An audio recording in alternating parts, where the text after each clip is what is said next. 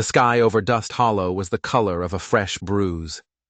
Rain had been falling since dawn, turning the hard-packed earth into a greedy, sucking mud. It clung to the wagon wheels, it pulled at the black boots of the mourners, and it slicked the sides of the fresh-dug grave. This was a hard land, and it gave nothing away for free. Not even a place to rest. Marianne clutched her newborn son to her chest, the warmth of his small body a single point of heat in a world gone cold. The preacher's words were snatched away by the wind, little more than a whisper against the drumming of the rain. She stared at the simple pine box being lowered into the ground, at the finality of it. This was all that was left of her husband, Thomas. A box, a hole, and a memory that was already starting to feel thin. Across the grave, her mother-in-law, Agatha Clark, stood like a statue carved from ice. Not a single tear marked her face. Her mouth was a thin, hard line, a wound that would never heal. The townfolk stood with their heads bowed, a handful of ranchers and their wives, their faces grim. They were here to pay respects, but their eyes kept flicking from the grave, to Marianne, to the old woman in black. They were waiting for something. The final clump of dirt hit the coffin with a dull, wet thud. It was a sound of absolute ending. And that's when Agatha moved. But she didn't step toward the grave to offer a word of comfort. No. She walked straight to Marianne, her boots sinking into the mud with grim purpose. Her voice, when it came, was sharp enough to cut through the rain. "From this moment," Agatha declared, her eyes burning with a cold fire, "you are no longer a part of the Clark family." A quiet gasp rippled through the small crowd. The preacher stopped his prayer mid-sentence. Marianne felt her blood run cold. She opened her mouth to speak, to ask, to plead. "Mrs. Clark, you heard me," Agatha snapped, her voice rising, carrying across the churchyard for all to hear. "My son is dead. He is dead because he tied himself to the wrong blood. You brought this trouble to our door, and now it ends." Marianne looked around, searching for a friendly face, a flicker of support. She found none. Some of the ranchers nodded in grim agreement. Others just stared at their boots, desperate for the scene to be over. This was a family matter, and in Dust Hollow you didn't meddle in a family's business, especially not the Clarks. "You would turn me out?" Marianne's voice was a whisper, a thread of disbelief in the cold air. "With a newborn child?" "I will," Agatha said, her face a mask of stone. "Your kind will not poison my household any longer. The Clark name will be clean again." As if on cue, the Clark foreman, a big man with a face like a slab of granite, stepped forward. He was carrying a battered old trunk and a small, pathetic bundle wrapped in cloth. He didn't look at Marianne. He just dropped them at her feet. They landed with a squelch, spilling into the red mud. Agatha sneered. "Is that all you brought into this family? Well, it will do for wherever you end up." Marianne's world tilted. Her husband wasn't even cold in the ground, and she was being erased. She bent down, her movements stiff, and retrieved a small baby blanket that had fallen from the bundle. She clutched it, holding her son tighter, shielding him, not just from the rain, but from the sheer hatred radiating from the woman who was his grandmother. She could feel every stare, the pity from the preacher's wife, the cold assessment from the ranch hands, the blank, uncomfortable faces of neighbors who just wanted to go home. A woman nearby whispered to her husband, just loud enough for Marianne to hear, "It's a shame, but that blood never does settle right." That was it. The final cut. Something inside Marianne snapped. The grief, the fear, it all hardened into a single point of defiance. She straightened her back, raised her chin, and looked Agatha Clark dead in the eye. She gave her no more words. She would not beg. She would not cry. She would not give this cruel woman the satisfaction. She turned her back on the grave, on the family that had disowned her, on the entire town. With her baby in one arm and the damp, muddy bundle in the other, she started walking. The The trunk would have to stay. She couldn't carry it all. She walked away from the churchyard, down the slick, muddy track that led back toward town. Each step was heavy, a small victory against the mud that tried to pull her down. She didn't know where she was going. East to the barren flats, west to the unforgiving hills. All she knew was that she had to keep moving. Her son, her little Ethan, began to whimper, his small body shivering against hers. She stopped in the middle of the empty street, the rain thinning to a cold drizzle. The town felt alien, hostile. She was an outcast. She kissed Ethan's forehead, his warmth a fragile miracle against her chilled skin. She was alone, utterly and completely alone. But then she heard it. A sound cutting through the quiet despair. Hoofbeats, slow, steady, deliberate. They weren't the hurried clatter of a rancher heading home. This was something different. The sound grew closer, and out of the gray, misty horizon, a lone rider emerged. He rode a handsome bay gelding, its steps sure-footed in the slick mud. As he drew nearer, Marianne could make out the angular face beneath a trail-worn hat. His eyes were steady, assessing, missing nothing. He reined his horse to a halt just a few feet from her. His voice was deep, carrying the quiet authority of a man who didn't waste words. "Mrs. Clark," he said, his gaze taking in her drenched dress, the crying baby, the abandoned trunk up the road. "I heard about Thomas." She could only manage a single tight nod. "It seems everyone has." His gaze flicked from her son, wrapped in the soiled blanket, back to her eyes. He saw the grief there, but he also saw the iron, the defiance. "Where are you headed?" he asked. The question broke her. The raw, terrifying truth spilled out. "I don't know." The rider was silent for a long moment, the only sound the soft patter of rain on his hat brim. Then, with a smooth, unhurried motion, he swung down from the saddle. His boots sank into the mud with a soft sigh. "I'm Caleb Morgan," he said, his eyes holding hers. "I rode beside Thomas more than once. He was a good man." She studied him, weary and suspicious. Men in this town didn't offer help without a price. His eyes shifted to the pathetic, muddy bundle at her feet, then back to her face. "Looks like you could use somewhere dry to stand," he said simply. She tightened her hold on Ethan, exhaustion pressing in on her like a physical weight. Caleb Morgan just stood there, patient, as if he had all the time in the world to wait for her answer. In the quiet, the rain faded to a mist, and the sound of the gelding's slow, steady breath filled the space between them. Marianne still didn't answer. But for the first time since that clod of dirt hit her husband's coffin, she felt like maybe, just maybe, someone was standing between her and the vast, empty horizon that stretched out in every direction. But who was this man, and what did he really want?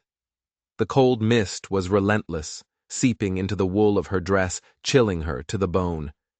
Marianne shifted Ethan in her arms, trying to shield him from the damp air. She looked at Caleb Morgan, at his steady, unreadable gaze. There was no pity in his eyes, but there was something else. Something she couldn't quite name. "You look like you've been walking a long while," he said, his voice low and even.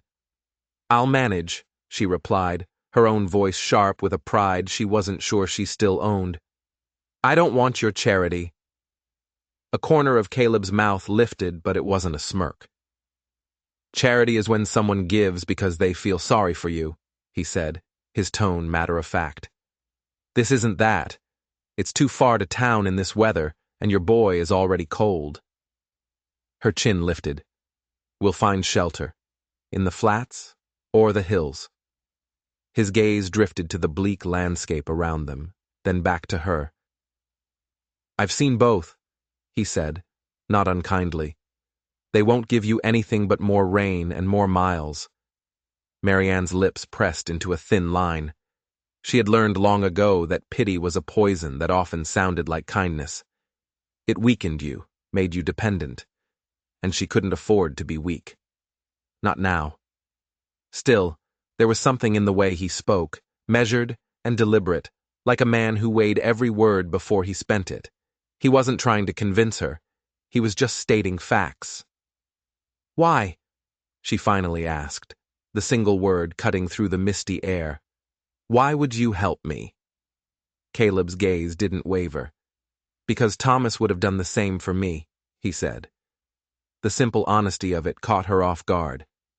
"We rode together once, fought off a couple of rustlers who thought the law was whatever their guns said it was. He had my back then. Seems only right I have his family's now." She looked at him for a long moment, searching his face for a lie, for some hidden angle. She found none. The rain whispered between them, a quiet, mournful sound. "You don't even know me," she said, another test. "I know you're standing your ground in the middle of the street when you ought to be sitting near a fire," he replied simply. "And I know you're Thomas Clark's wife. That's enough for me." When she still didn't answer, didn't move, Caleb took a step forward. He didn't reach for her, or the baby. He reached for the battered trunk she'd left behind on the road. With one hand, he hefted it as if it weighed nothing and settled it across the front of his saddle. He was making the decision for her. "Come on," he said, his voice gentle but firm. "My ranch is a few miles west. You can decide what comes after, once you've had a hot meal and a chance to get warm." She hesitated for a heartbeat longer, a war raging inside her between suspicion and sheer bone-deep exhaustion. The exhaustion won. She took a step toward the gelding. His hand closed around hers, and it was steady and sure as he helped her up into the saddle. She settled in front of the trunk, holding Ethan tight. He mounted behind her, his presence a solid wall against the wind. His coat was warm, and it smelled of leather and clean winter air. The horse moved into an easy lope, eating up the miles toward the dark line of hills on the horizon. The muddy road blurred into a gray ribbon. Caleb asked no more questions, and she offered no more words. The silence wasn't awkward, it was restful. But she was a woman who noticed things. She noticed the way his hand on the reins stayed relaxed, confident. She noticed the way his gaze moved constantly over the land, not like a stranger, but like a man who had memorized every fence post, every dry wash, every shadow. This was his world. They were halfway to the ranch when the ache in her bones deepened into a dizzying wave of fatigue. The world began to tilt, the gray mist turning to black at the edges of her vision. She clutched the baby tighter, a single, panicked thought flashing through her mind. What if he's not who he says he is? And then, everything went dark.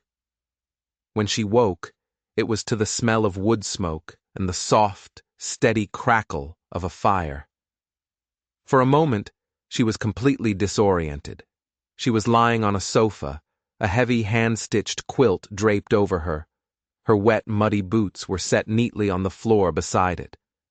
Somewhere nearby, the sound of a kettle simmering on a stove filled the silence. Panic flared in her chest. Ethan. She pushed herself up, her head swimming.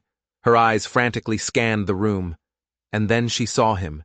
He was near the hearth, lying in a wooden cradle. Its surface was worn smooth by time, but it was polished to a soft, warm glow. A clean, knitted blanket was tucked around him, and his tiny hands were curled by his face, his breathing even and peaceful. He was safe. He was warm. Caleb Morgan was kneeling beside the cradle, his large frame gentle as he adjusted its position, making sure it caught the full warmth from the fire without getting too close.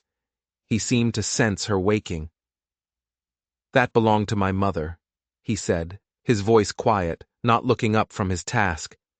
"Been locked away in the storage room since my sister passed on. Figured it was about time it saw some use again." Marianne swallowed against the lump that had formed in her throat. She had expected nothing. Maybe a chair by the fire for a few hours, a place to rest for a single night before being sent on her way. But this... This felt different. The cradle wasn't just a piece of furniture. It was a piece of his family, a piece of his history. It was something old, something kept safe, something that held memories. Until now. He rose to his feet, turning to glance at her briefly. His face was calm, his expression unreadable as ever. Kettle's on. You should eat something before you try standing. The weather's turning colder tonight. She could only nod, her gaze drifting back to the cradle. The firelight made the old wood glow, as though it carried the warmth of every child it had ever held. For the first time since she had walked away from her husband's grave, she felt that her son was not merely safe.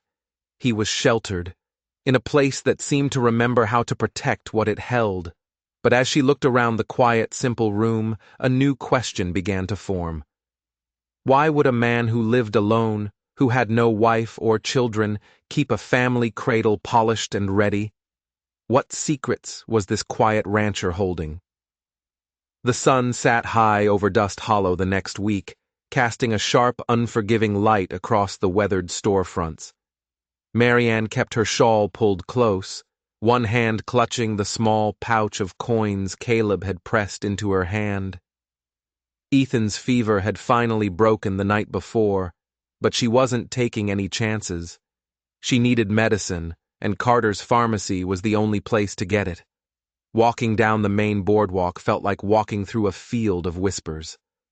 Eyes followed her from the saloon, from the general store, from behind dusty windows. They knew who she was. The widow Clark, the one who'd been cast out, the one who was now staying out at the Morgan Ranch. She was halfway to the pharmacy when a voice, as cold and sharp as a shard of glass, cut across the street. Well, well, if it isn't the widow Clark.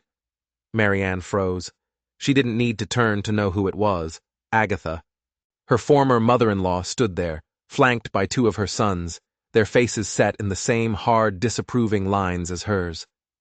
Agatha's eyes swept over Marianne, taking in her worn but clean dress, the determined set of her jaw. The old woman's lip curled into a sneer. I suppose, Agatha went on, raising her voice so the growing cluster of onlookers could hear every venomous word, you've found yourself quite comfortable, living off another man's charity, eating his bread, sleeping under his roof. She paused, letting the insinuation hang in the air. What's next, girl? Taking his name too? A few ugly murmurs stirred in the small crowd. Marianne's hand tightened on her satchel, her knuckles turning white. But she kept her chin level. She would not let this woman break her. Not here, not in front of everyone. I am here for medicine for my child, she said, her voice clear and steady. That is all. Agatha took a step closer, her black skirts brushing the dust from the boardwalk. Your child carries Clark blood, she hissed, her voice low and dangerous now. And you shame that name by hiding out on the Morgan land like some kind of stray. Thomas would have been sick to his stomach to see you like this. The mention of Thomas's name was a knife twisting in her gut. Marianne's breath caught, a hot retort on her lips. But before she could speak, a movement flickered at the edge of her vision. Caleb Morgan stepped out from between two freight wagons. He moved with a quiet, deliberate grace that was almost startling. His hat brim shadowed his eyes, but his gaze was locked directly on Agatha. He didn't look at Marianne first. He looked at her accuser. That's enough, Mrs. Clark, he said. His voice wasn't loud, but it cut through the murmurs like a honed blade, and the street fell silent. Agatha bristled, her back ramrod straight. This is a family matter, Mr. Morgan. It is no concern of yours.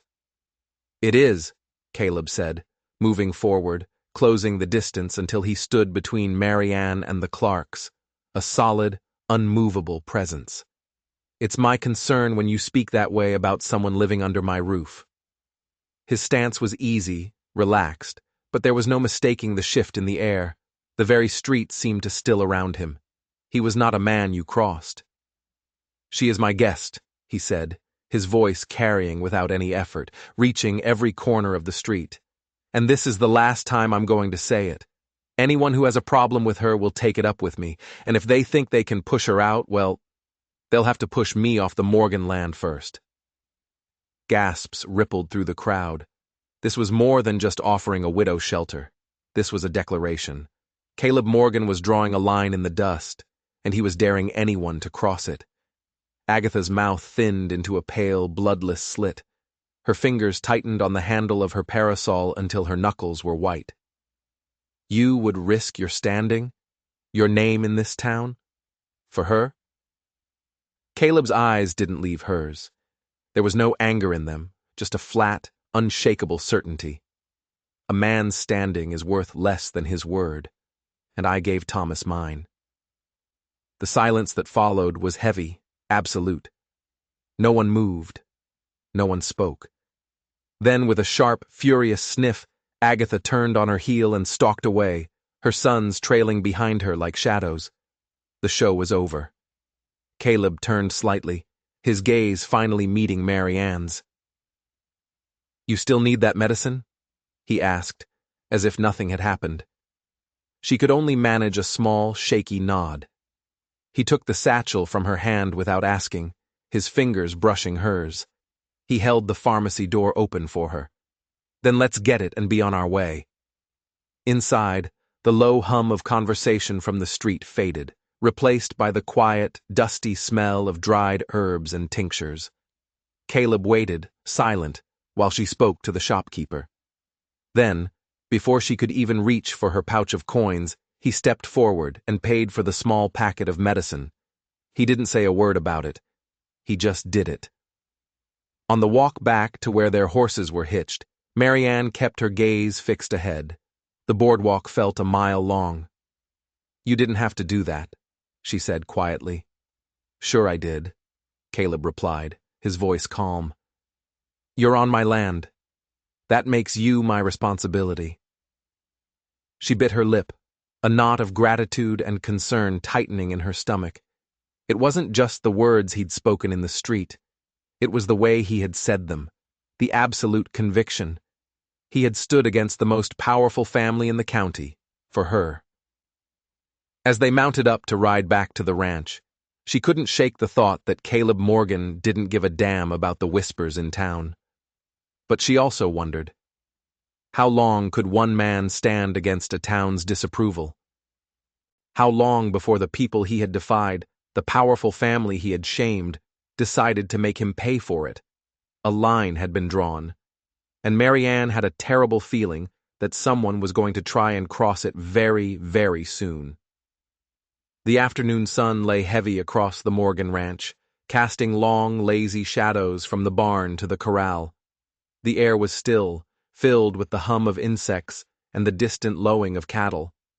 Caleb was out by the main gate, mending a section of fence that had been weakened by the last storm. His movements were efficient, practiced. He worked with a quiet focus, a man at peace in his own domain. Then he heard them.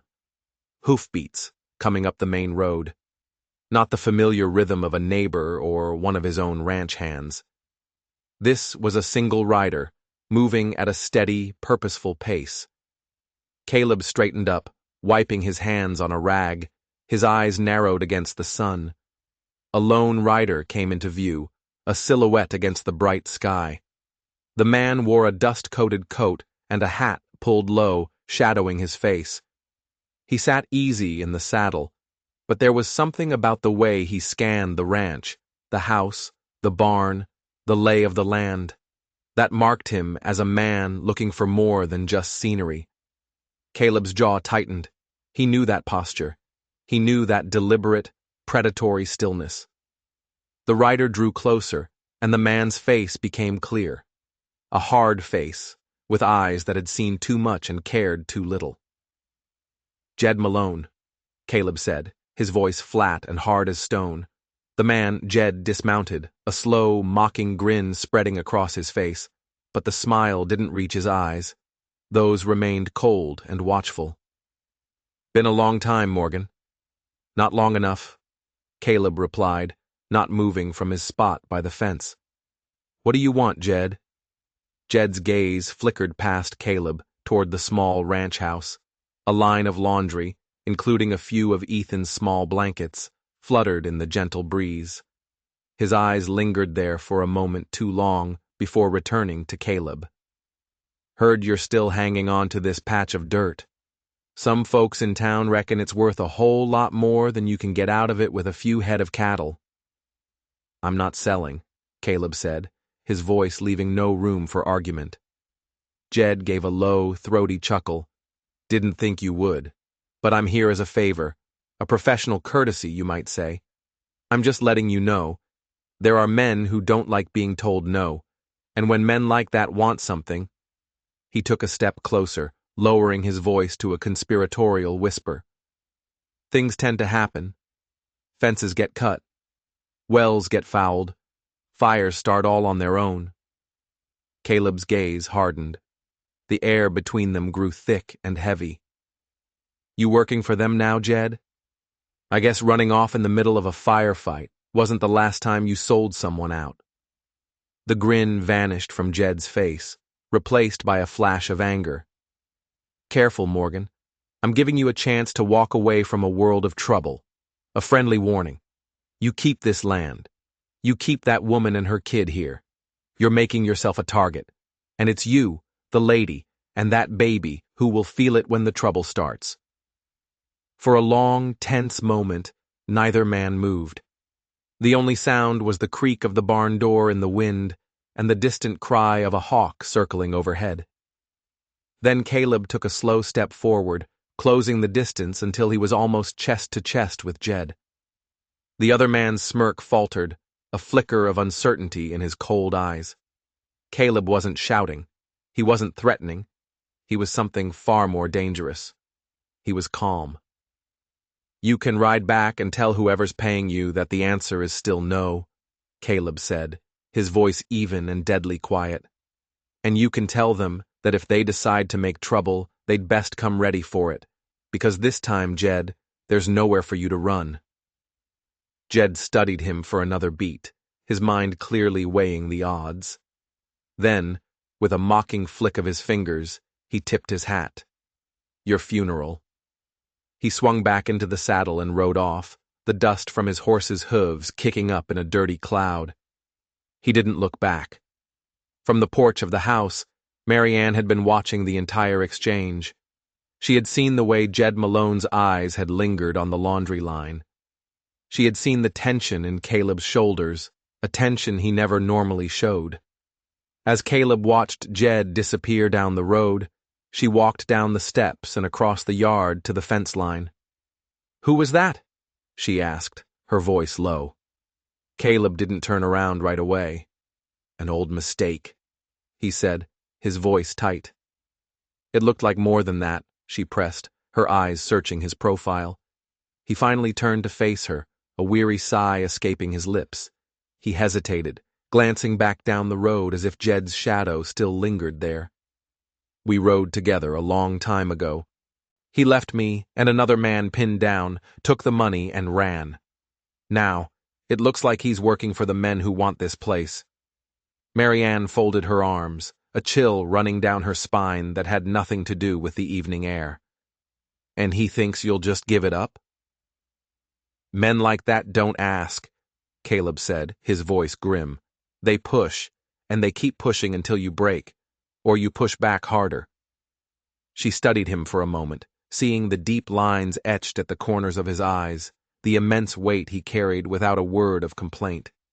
He had taken on her troubles, stood up for her in town, and now his own past was coming back to haunt him, all because of her. You don't have to fight this alone, she said quietly. Caleb didn't answer right away. His gaze drifted past her, to the wide stretch of pasture, the rolling hills beyond, the land his father and his grandfather had worked for generations. This land, he said finally, his voice thick with an emotion he rarely showed. It's all I've got left of them. My father's grave is up on that ridge. I'm not letting it go. Marianne could hear the unshakable resolve in his voice, but she also heard the echo of something else. Pressure. Memory. the unspoken cost of standing your ground when the whole world wants to shove you aside. He turned and walked toward the barn, the conversation clearly over. She knew he wouldn't speak of it again that night, but she also knew, with a certainty that settled deep in her soul, that Jed Malone's visit wasn't just a warning, it was a promise. And it had stirred something dangerous, not just for the ranch, but for the quiet, solitary man who guarded it. The storm he had predicted was no longer on the horizon. It was here. The morning broke cold and sharp, the kind of crisp, clear air that carried the scent of snow, even though the sky was still a pale, cloudless blue. Caleb had been watching the weather for days, an uneasy feeling settling in his gut. An early storm could trap his herd in the high pasture, leaving them stranded and starving before the real winter even began. "We moved them today," he told Mary Ann, as he cinched the saddle on his bay gelding, his breath pluming in the frigid air. "We have to get them down before that snow blocks the pass." Matthew, one of his 2 trusted ranch hands, was already up in the high country, starting to drive the cattle toward the narrow, winding mountain trail that snaked its way above Red Creek Canyon. It was a treacherous path, but it was the fastest way down. Mary Ann stood on the porch holding Ethan, who was bundled in a heavy wool blanket. Her brow was furrowed with worry. "That trail is tight, Caleb," she said, her eyes on the jagged peaks in the distance. "If the weather turns while you're on that ledge." "It's the only way to get them down fast enough," Caleb replied, pulling on his thick leather gloves. "I'll be back before nightfall. You stay here, keep the fire going." "No," she said, her voice firm. He turned, surprised. "I'm coming with you. You might need another rider if the cattle spook. I know how to handle a horse." He looked at her, at the stubborn set of her jaw. He'd learned in the past few months that when Mary Ann Clark set her mind to something, she was as immovable as the mountains themselves. He gave a single, sharp nod. "All right, saddle up."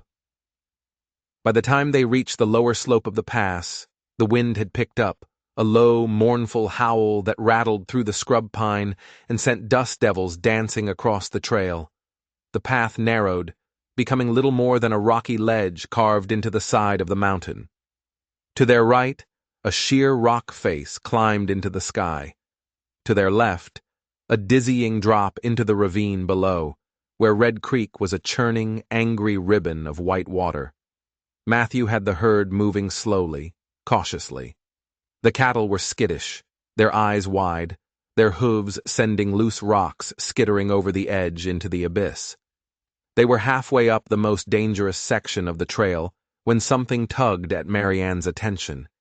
It was a feeling more than anything else, a sense that something was wrong. She slowed her horse, her eyes scanning the hillside above them. Most of the slope was covered in old, weathered rock and sun-baked dirt, but one section looked different. The dirt was fresher, darker, and a pile of large boulders was perched near the edge, balanced just a little too neatly to be natural. It looked like a trap. "Caleb!" she called out, her voice sharp against the moaning of the wind and the bawling of the cattle. He turned in his saddle, his face etched with concentration. "What is it?" She pointed up the slope, her arm steady. "That ridge, do you see it? The soil's been scraped clean in spots. And those boulders, they're balanced too close to the edge." Caleb followed her gaze, his eyes narrowing instantly. He saw it too, the unnatural neatness, the fresh scars in the earth. He swung down from his saddle, moving with a fluid grace, and stepped carefully toward the base of the slope. As he crouched down, a faint metallic glint caught his eye. Hidden under a thin layer of loose dirt was a frayed length of rope. It led up the slope to a heavy wooden wedge that had been hammered into a crack in the rock, holding the pile of boulders in place. It was a deadfall, a carefully constructed trap meant to send tons of rock crashing down onto the trail. "Jed," Caleb muttered, the name a curse on his lips. No sooner had the word left his mouth Then a sharp crack echoed through the pass. It wasn't the sound of a rifle. It was the sound of wood splintering under immense pressure. The wedge had shifted. The trap had been sprung. "Move!"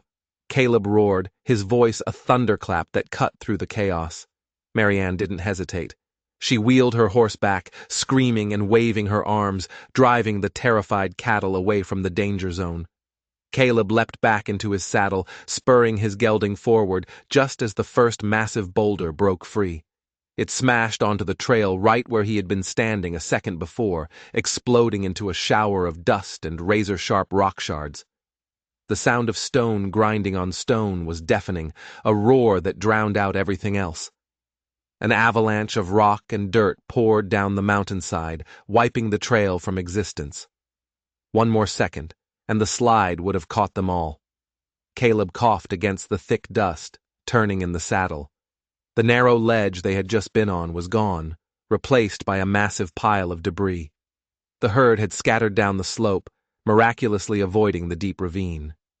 He saw Marianne through the swirling dust, her face pale with shock, but her eyes were clear and steady. She was calming her horse, her movements sure and confident. "You all right?" he shouted over the rumble of the settling rocks. She nodded once, her gaze fixed on the destruction. "You?" He nodded back, his heart still hammering against his ribs like a trapped bird. "You saw it," he said, his voice filled with a new kind of respect. "You saw it before I did." "I've seen landslides before," she said, her voice a little shaky but firm. "My father lost a wagon team that way when I was a girl. I remember what the ground looked like right before it let go." Caleb took in her words, the image of her pointing, her quick thinking, her fearless charge to turn the herd, replaying in his mind. If she hadn't been there, if she hadn't spoken up when she did, he and Matthew would be buried under a mountain of rock. Jed Malone's warning had become a murder attempt. They regrouped the scattered herd on the lower slope, the cattle still milling about uneasily. The wind was sharper now, colder, carrying the first stinging flakes of snow. By the time they reached the safety of the ranch, the sun was a faint memory, dipping behind the jagged ridgeline and turning the clouds to a bruised, angry purple. Caleb swung down from his horse and caught Marianne's reins as she dismounted, her body stiff with cold and exhaustion. "You saved more than just the herd today, Marianne," he said quietly, his voice low and serious in the biting wind. She shook her head, pulling her shawl tighter around her shoulders. "I just noticed something was wrong." "No," he corrected, his voice firm, his eyes locking onto hers. "You saw trouble, and you acted. That's the difference between someone who freezes up and someone who rides out alive." For a long moment, they stood there in the chill air of the barnyard, the sound of the cattle settling into the corral drifting over them. Caleb looked at her, really looked at her. He didn't see a victim anymore, or a widow needing his protection. He saw a partner, someone who had earned her place here, not with gratitude, but with grit and courage. "From now on," he said, the words coming out before he'd even thought them through, "I want you riding with me when it counts." Marianne met his gaze, and something unspoken, something powerful, passed between them. A faint smile touched her lips, the first genuine smile he had seen since she'd arrived. "Then you'd better get used to me noticing things," she said. Caleb's own smile was brief, but it reached his eyes, warming them from the inside out. "I reckon I already am." But as they turned toward the warm light of the house, a cold realization settled over both of them. Jed Malone and the men he worked for hadn't just tried to scare him. They had tried to kill him. This was no longer a fight over land. It was a war, and they had just survived the first battle. The town hall of Dust Hollow was packed to the rafters, thick with the smell of pipe smoke, wet wool, and the restless murmur of anxious voices. Late afternoon sunlight slanted through the high, dusty windows, painting the air in shifting bars of gold and shadow. Every seat on the rough-hewn benches was filled. Men lined the walls, hats in hand, their shoulders brushing against the dark wood paneling. It felt less like a town meeting and more like a trial. Caleb Morgan sat in the back row, his hat resting on his knee, his jaw set like granite. The council's summons had been polite, delivered by the town sheriff himself. Threats often were, but the meaning was plain as day. The Denver and Pacific Railroad wanted his northern pastures for their new line, and today they and the town council meant to take them. At the front of the room, Mayor Crenshaw, a thick-waisted man with a booming voice that could rattle barn doors, slammed his gavel down on the podium. Order, order! Now, as you all know, the Denver and Pacific Railroad has made a generous offer for the land needed to lay their track. This will bring progress to Dust Hollow. Jobs, goods, it will put us on the map. We'd be fools to turn it down. A smattering of cheers rose from the corner where the town's merchants were gathered. A few of the other ranchers, whose lands weren't affected, nodded in agreement.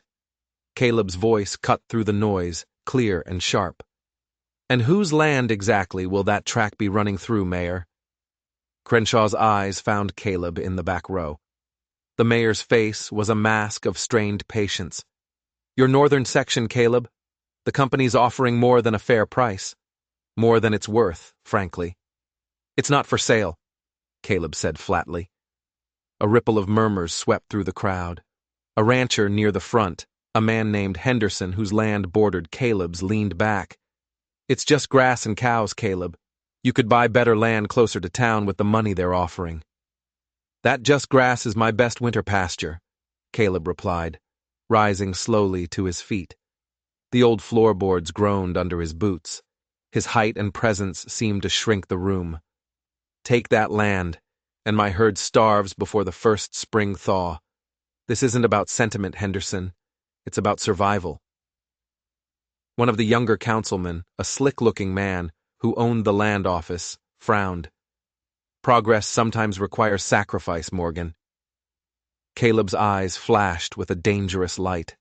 My family bled for that land, he said, his voice hardening, each word a hammer blow. My father built those fences with his own 2 hands. My mother drove cattle through blizzards you wouldn't last an hour in. And you want me to sell it for a train schedule that'll change the moment some man in a suit in Denver says so? He shook his head. No. The mayor leaned forward, his face turning red.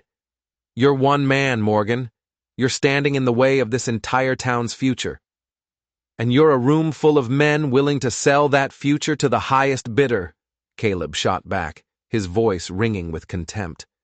I will not sign away my father's grave to a company of strangers who have never set foot here and never will. The tension in the room was thick enough to choke on. You could have heard a pin drop. It was one man against the entire town establishment. And then, the back door of the town hall creaked open. Every head turned. Marianne stepped inside, holding Ethan in her arms. She wore no bonnet, her dark hair was damp from the afternoon drizzle, but her eyes were steady and clear as she scanned the room. She saw the hostile faces, she saw the mayor's glare, and she saw Caleb standing alone. Without a moment's hesitation, her boots clicking softly on the worn wooden boards, she walked the length of the hall. The whispers followed her like a shadow. She didn't stop until she was standing right behind Caleb. The baby stirred, letting out a faint cry. Marianne adjusted the blanket, lifting her chin, her gaze meeting the mayor's without fear. She didn't speak a single word. She didn't have to. Her presence was a statement, louder than any speech. This was her home, too. This was her family's future they were trying to sell. Something in the room shifted. A few of the men who had been leaning forward, eager for a fight, now sat back, a flicker of uncertainty on their faces. The jeers and muttering faded into a stunned silence. Caleb didn't turn around. He didn't need to.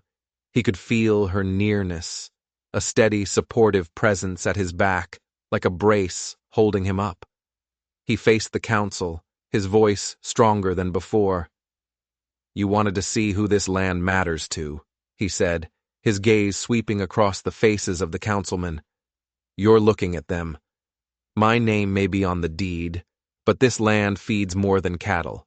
It feeds a family, and that is worth more than all your money and all your empty promises." The mayor's mouth tightened into a grim line. He knew he was losing control of the room. "We'll put it to a vote.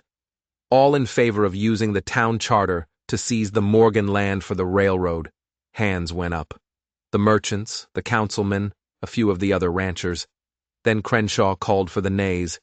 Caleb's was the first hand in the air. Then, surprisingly, another went up. And another. Men who respected the Morgan name, who understood what it meant to fight for what was yours. It was more for the railroad than against, but it wasn't the overwhelming majority the mayor had been counting on. The motion stalled. The gavel came down with a sharp, angry crack. "This isn't over, Morgan," Crenshaw warned, his voice low and menacing. "I know," Caleb said, placing his hat back on his head. "Neither am I." He stepped aside to let Marianne pass, the baby now sleeping soundly on her shoulder. Together they walked the length of the hall, under the quiet, watchful gazes of dozens of men. Only after the door had closed behind them did the murmurs and arguments rise again. Outside, the boardwalk glistened with fresh rain. The wind carried the clean scent of wet cedar and the distant rumble of thunder. Caleb glanced at Marianne, at the quiet strength in her profile. "You didn't have to come," he said, his voice softer now. "I know," she replied, meeting his eyes. The look that passed between them was one of complete understanding. "But I wasn't about to let you stand alone." Something in his chest, a knot of tension he hadn't even known was there, eased. He gave a slight tip of his hat, a small gesture that meant everything, and together they turned toward home, knowing the fight was far from over. But they also knew they would face it together, and that changed everything. The main street of Dust Hollow glowed under strings of paper lanterns, their soft, warm lights swaying gently in the cool autumn breeze. It was the annual Harvest Festival, a time for the town to forget its troubles and celebrate the end of a long, hard season. The air was filled with the smell of roasted corn, cinnamon apples, and fresh-cut hay. Children darted between the stalls, their faces sticky with candy, while a brass band played a lively reel from the gazebo in the town square. Marianne stood near the edge of the crowd, holding a sleeping Ethan in her arms. She watched the bustle with a quiet, cautious gaze. Things had changed since the town hall meeting. The whispers hadn't stopped, but they had changed their tune.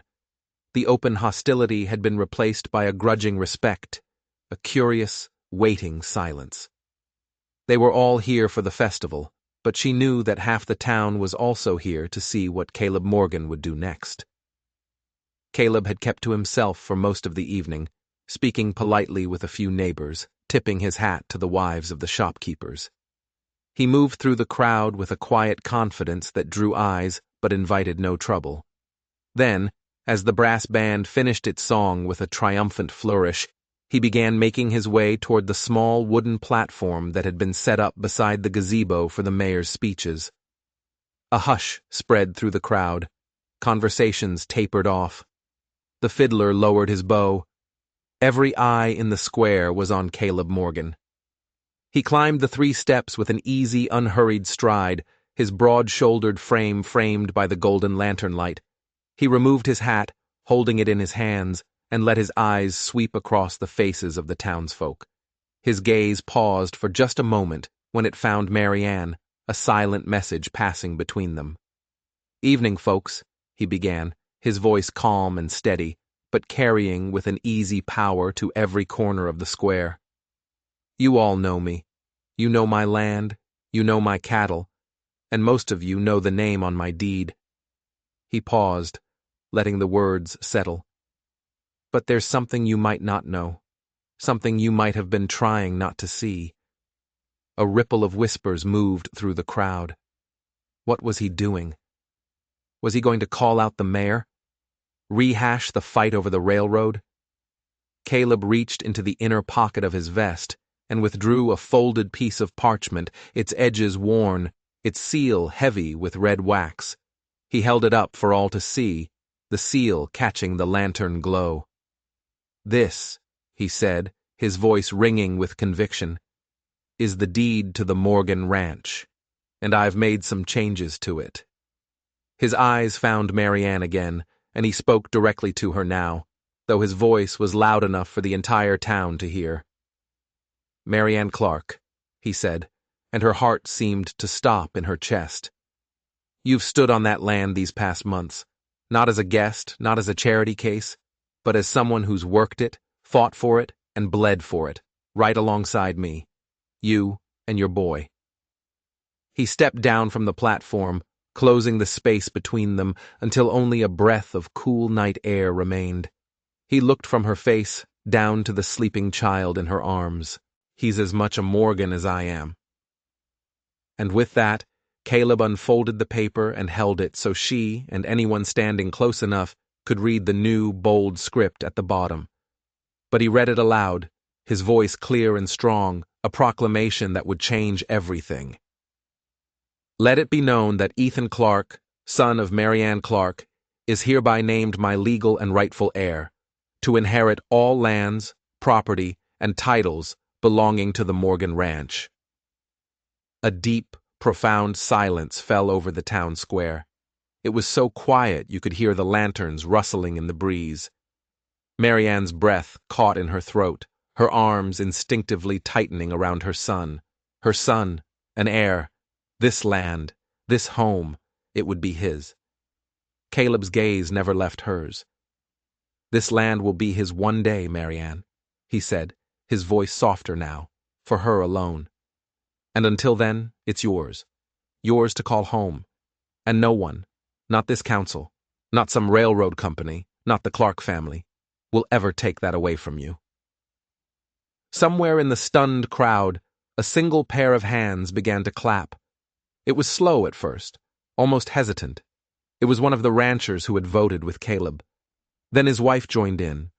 Then another, and another, until the applause rolled through the street like a sudden summer storm, washing away the doubt, the suspicion, the hostility. Marianne's eyes stung with tears she refused to let fall. She glanced past Caleb's shoulder and saw her. Agatha Clark, standing rigid and alone near the edge of the crowd, her face a pale, shocked mask beneath her black bonnet. Her mouth was tight, her eyes wide with disbelief and fury. She had lost. She had been beaten, not with threats or violence, but with a simple, undeniable act of decency.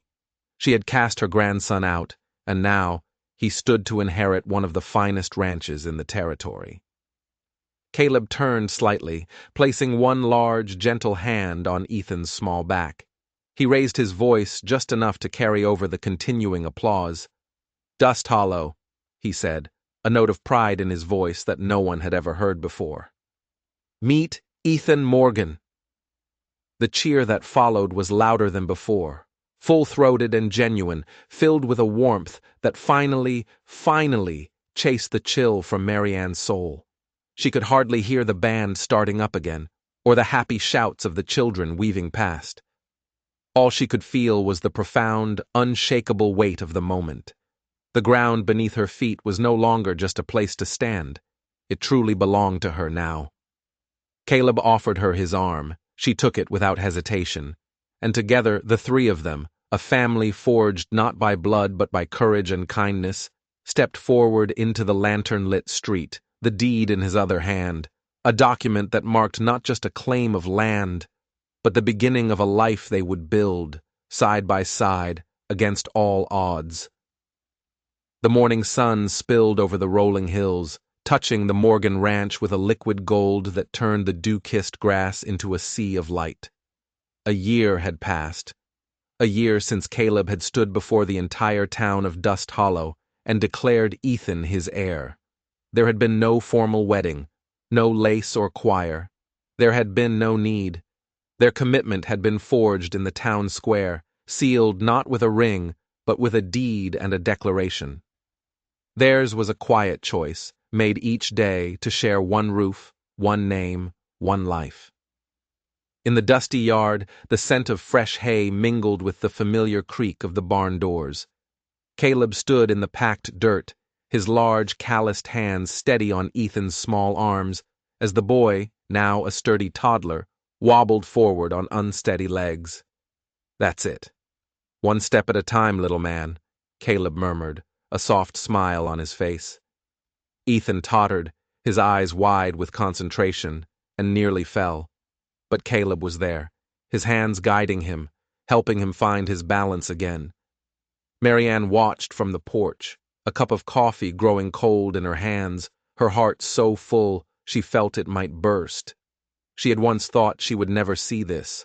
Her son, taking his first steps, not in the shadow of a name that had rejected him, but in a place that was truly, unconditionally his. A place that was theirs. Life on the ranch had settled into a steady, comforting rhythm. The threats from the railroad had faded away after Caleb's public declaration had solidified his support in the community. Agatha Clark was a ghost, a bitter memory who kept to her own land, her power broken. Jed Malone had vanished, likely realizing that Dust Hollow was no longer a safe place for him. Marianne tended a sprawling vegetable garden, her hands learning the language of the soil. She kept the ranch's books, her sharp mind making their operation more profitable than it had been in years.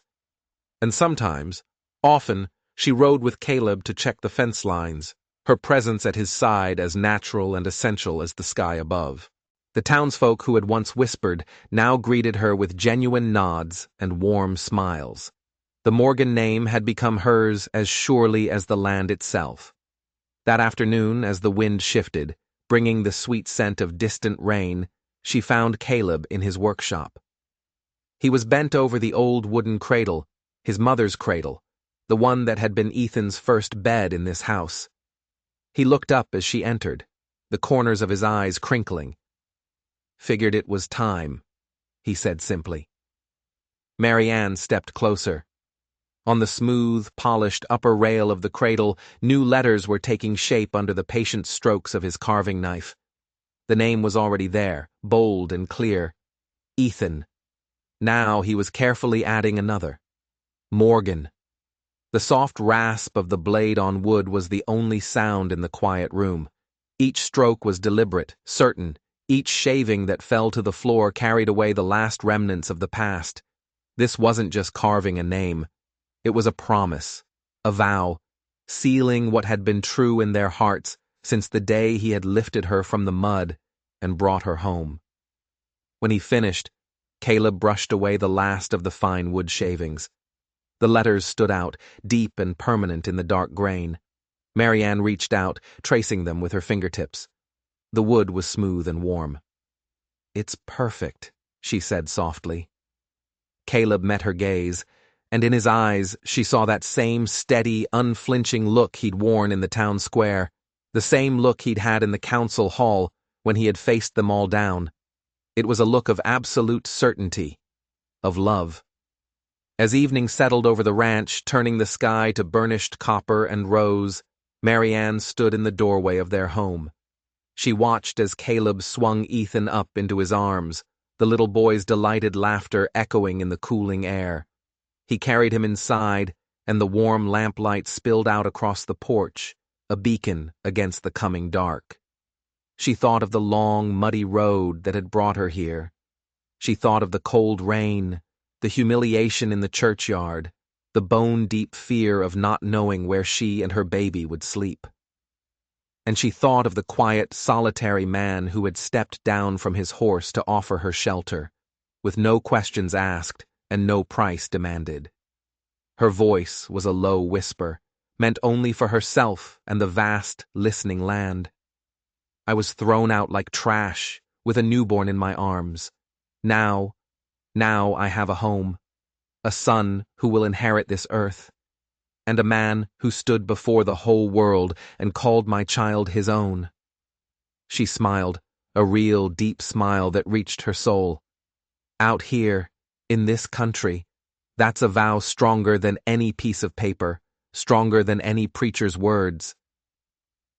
From inside, she heard the soft, familiar creak of the cradle as Caleb gently rocked his son. The name, Ethan Morgan, rocked gently with him in the warm shadows of their home. And Marianne knew, with a peace that settled deep in her bones, that whatever storms the future might bring, this would always be their place. The home they had built, not just with wood and stone, but with courage, defiance, and a love as solid and enduring as the land itself. If you were moved by the story of Marianne and Caleb, a story of how decency can be a weapon and kindness a shield, then you're in the right place. The frontier was filled with countless tales just like this one, stories of quiet bravery, of love won against impossible odds, and of bonds forged in dust, danger, and defiance. Don't miss a single one. Subscribe to our channel and hit that notification bell, because every story is a journey into the heart of a time when a person's character was the only law that truly mattered. Join us as we explore the legends of the Wild West, where justice didn't always come from a badge, and family wasn't always about blood. See you on the next trail.